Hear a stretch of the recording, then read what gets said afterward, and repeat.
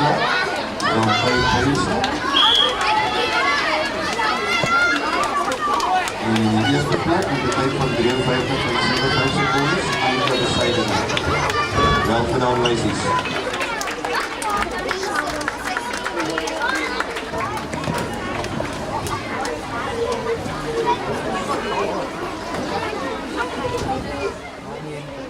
Meneer Cornel, ik weet niet of u dat is,